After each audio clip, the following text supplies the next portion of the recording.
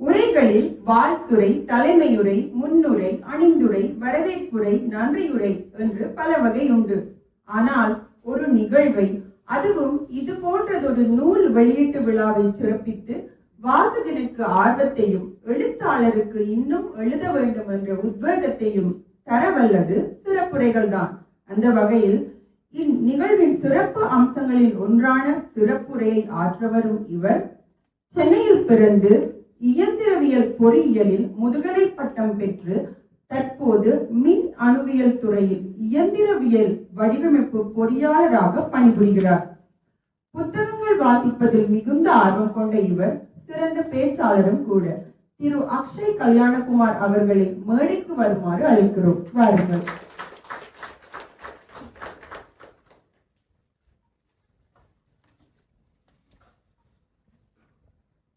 பாலை நிலத்தோட இரவு குளிர்ச்சியை நமக்கெல்லாம் காலையிலேயே கொடுக்கிறதுக்காக கார் மேகங்கள் மாதிரி திரண்டு வந்திருக்கிற நம்ம கவி உறவுகளுக்கு வணக்கம்.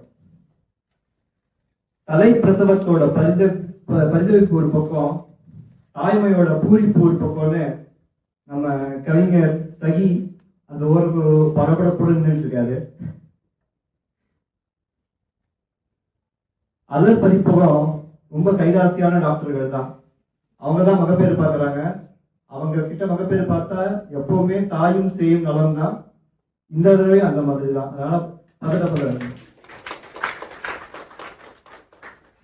அதுபோக தாயாதிகளான மற்றும் குழுவினர் நாங்க துணையா நிக்கிறோம்.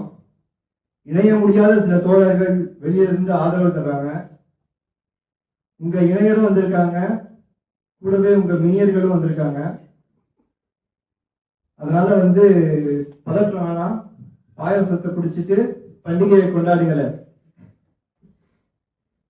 அதனால கவிஞர் சகிக்கு முதல்ல வாழ்த்துக்களையும் பாராட்டுகளையும் தெரிவிச்சுக்கிறேன். சகி அப்படிங்கிற சொல்ல கேட்டா நமக்கு ரெண்டு பேர் ஞாபகம் வருவாங்க.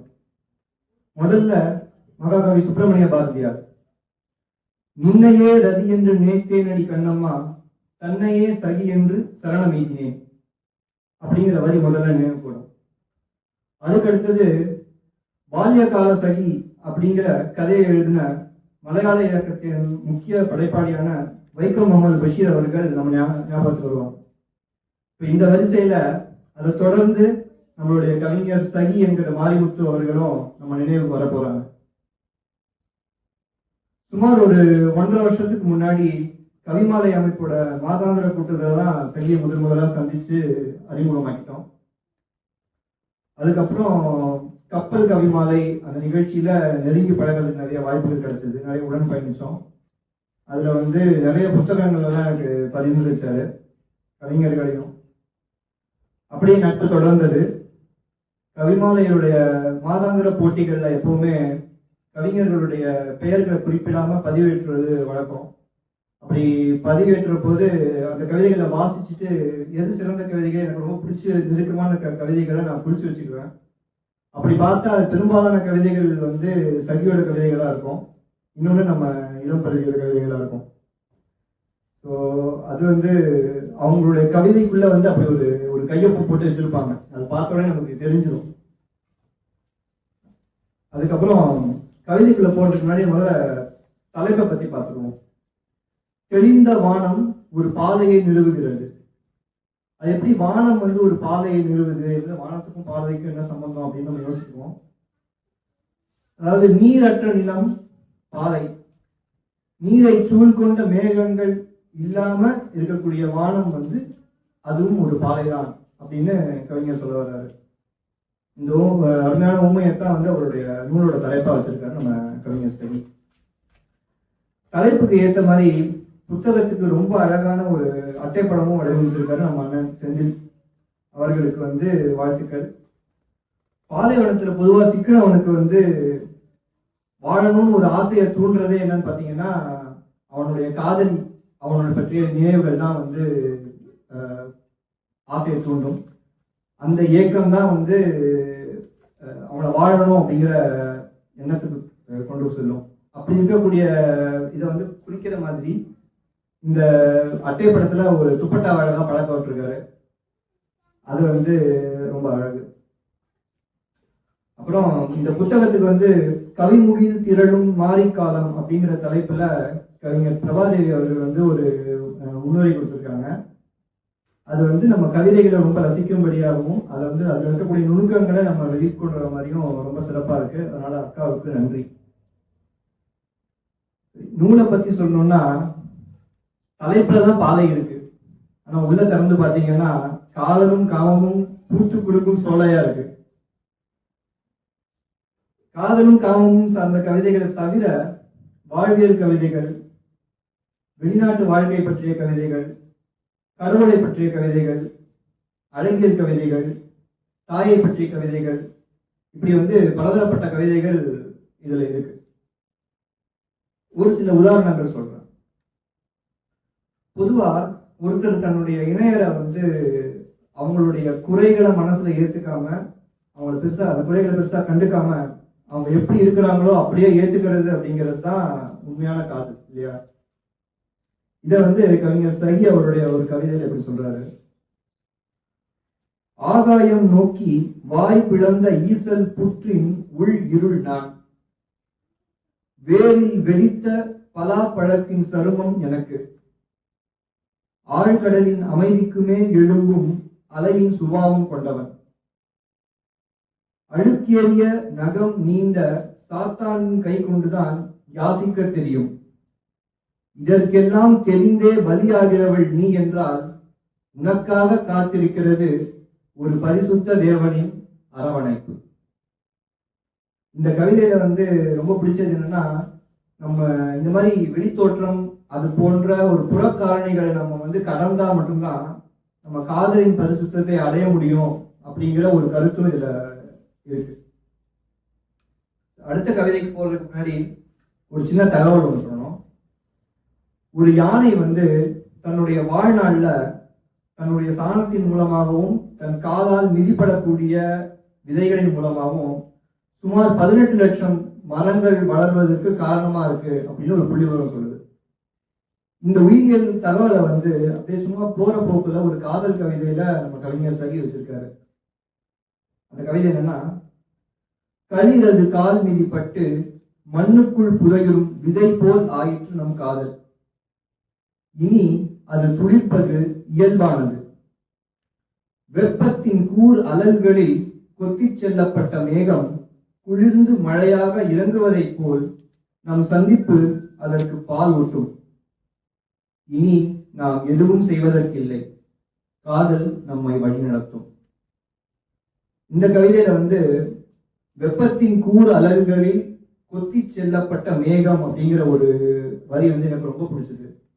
நம்ம பொதுவா நம்ம கடல்லையோ இல்ல குளங்கள்லேருந்து இருக்கிற நீரை வந்து எப்படி சூரிய ஒளி வந்து மேகமா மாத்துது அப்படிங்கிறத வந்து ரொம்ப அழகான ஒரு சொல்லாடல்ல கொடுத்திருக்காரு.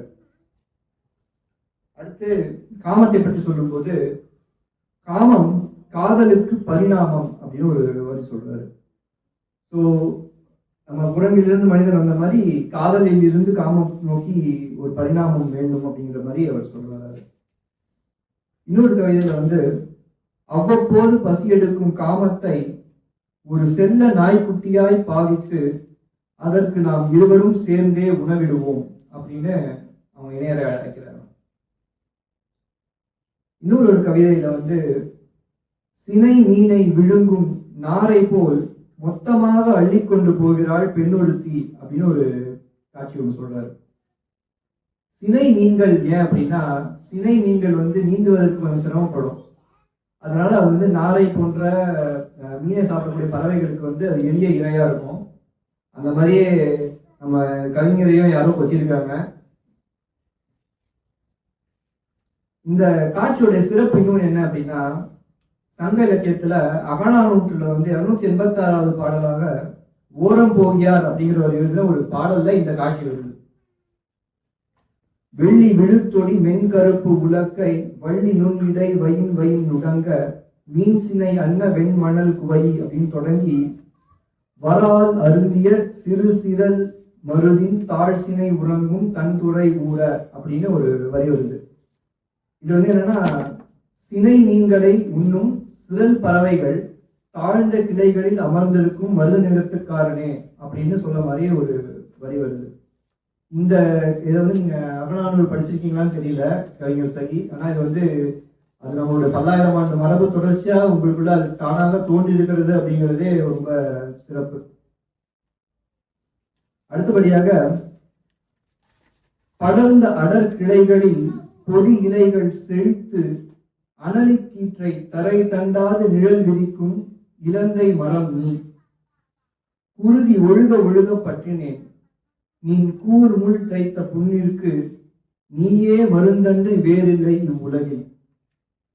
துவர் பால் வடியும் காய் நிலை கடந்து காதல் சுவைப்பாகு தருமாறு கனிவாயோ கண்மணி. அன்று நான் உன்னை வேறதிர உழுக்க வருகிறேன். அம்மட்டும் நீ தலையசைத்தாலே போதும் உனக்காக நீர் சுரக்கும் என் நாவு அப்படின்னு ஒரு கவிதை இருக்கு. இதுல வந்து ரொம்ப பிடிச்சது வந்து அந்த அடர் அந்த இலைகள் வந்து ரொம்ப அடர்ந்து இருக்கிறத வந்து ரொம்ப அழகா சொல்லியிருக்காரு. அனலி கீற்றை தரை தண்டாது நிழல் வளர்க்கும் இலந்தை மரம் நீ அப்படின்னு சொல்லிட்டு, இதுல வந்து அவங்களுடைய இணையர வந்து இலந்தை மரமாகவும் அதுல இருக்கக்கூடிய முள்ளாகவும் அதுல இருக்கக்கூடிய கனியாகவும் அவர் வந்து ஒரே கவிதையில அதை வச்சது வந்து ரொம்ப அழகா இருந்தது. இந்த கவிதை வந்து ஒரு திருக்குறளை நினைவூட்டுது. என்னன்னா, பிணிக்கு மருந்து பிரமன் அணியிழை தன்னோய்க்கு தானே மருந்து அப்படிங்கிற ஒரு திருக்குறளை நினைவூட்டுது. சரி, அடுத்து வந்து ஒரு அழகியல் கவிதை போவோம். காற்றாடியை பிடித்துக் கொள்ளும் குழந்தையின் கை இறுக்கம் போதும் அல்லவா அந்த காற்றாடிக்கும் குழந்தைக்கும் அப்படிங்கிற கவிதை. இது ரொம்ப அருமையான ஒரு கவிதை இருந்தது. கடவுளை பற்றிய ஒரு கவிதை ஒன்று என்ன சொல்றாருன்னா, கடவுளின் காது வேண்டுதல்களின் இறைச்சலில் நிரம்பி வழிகின்றது. இச்சமயம் எங்கோ ஒரு மூலையில் படக்கருவியில் பதிவு செய்யப்படாமல் நிகழும் வன் உணர்வின் தனித்த ஓலம் அதில் மூழ்கடிக்கப்படுகிறது. கடவுளிடம் சற்றேதும் வேண்டாமல் இருங்கள், இல்லையே உங்கள் பாவத்திற்கு பரிகாரமாக சர்க்கரை பொங்கலில் ஊசி மிளகாயை கீறி வைத்து படையுங்கள். அதாவது நம்ம பொதுவான வாழ்க்கையில நமக்கு சின்ன சின்ன பிரச்சனைகள் இருந்தாலும் நம்ம கடவுள்கிட்ட வேண்டுறோம். ஆனா உண்மையிலேயே ஒரு ஒரு ஓலம் நிறைந்த ஒரு குரல் வந்து கடவுளை எட்டாமல் இருக்கு.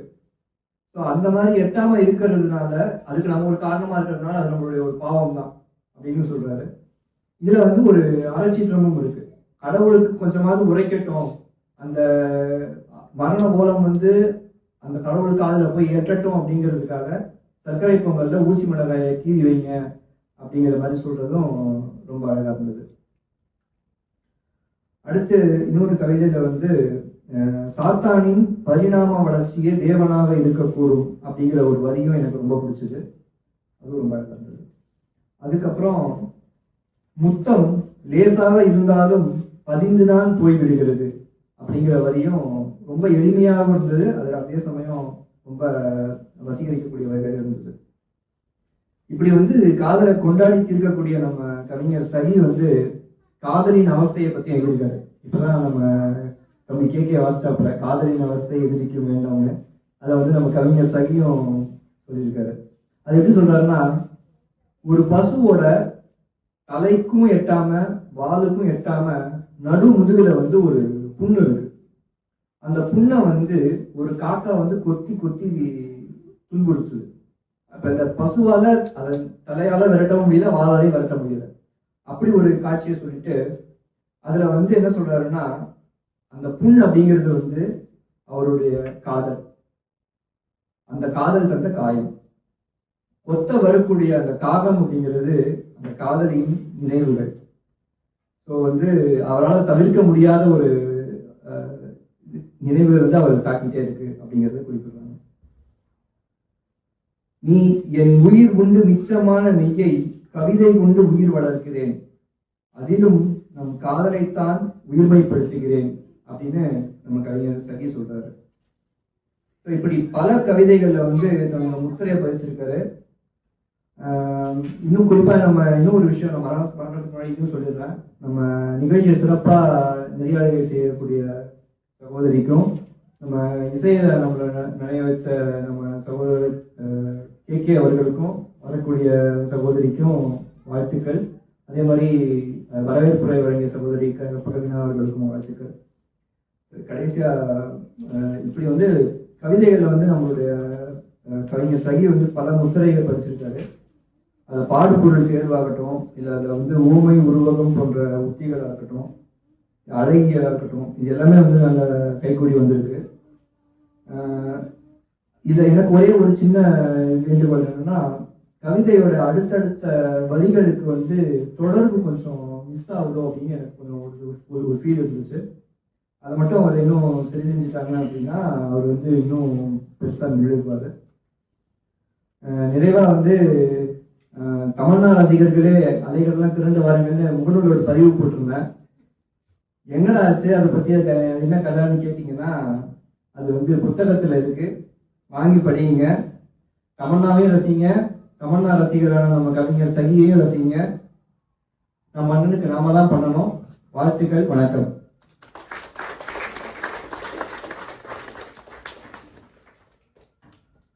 நான் அழைத்தது என்னவோ சிறப்புரையை சொல்லித்தான் அவர் சிரிக்க வைத்து விட்டிருக்கிறார். நூலாசிரியரை தெரியாதவர்களுக்காக சிறந்ததொரு அறிமுகத்தையும், வீடு சென்று சேர முதல் எப்படியாவது நூலை வாசித்து முடித்தே ஆக வேண்டும் என்ற ஆர்வத்தையும் உண்டாக்கும்படி ஒரு உரையை ஆட்டி சென்றிருக்கிறார். கவிதையை எழுதுவது போல அழகாக வாசிப்பதும் ஒரு கலைதான். புறநானூற்றில் தொடங்கி திருக்குறள் வரை அலசி ஆராய்ந்து நூலாசிரியரையே திணற வைத்து விட்டார். நிறைய மட்டும் சொல்லாமல் குறையையும் மிக அழகாக எடுத்துச் சொல்லி சென்ற அக்ஷய் அவர்களுக்கு பாராட்டுகளும் நன்றிகளும்.